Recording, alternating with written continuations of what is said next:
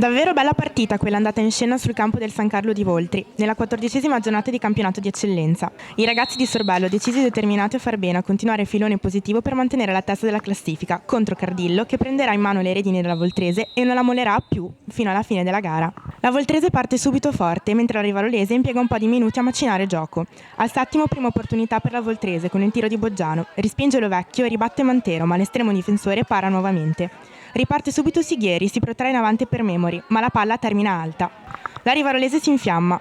Al decimo su assist di San Giuliano, Mura dalla destra gonfia la rete, portando in vantaggio gli avvoltoi. Ed è ancora Sighieri al 21esimo per Mura, respinge Ivaldi, intercetta Memoli, ma il tiro esce fuori di poco. Al 29esimo ottimo rinvio di Lovecchio, che trova il numero 10, si protrae in profondità, prova un pallonetto alto, ma la sfera termina fuori.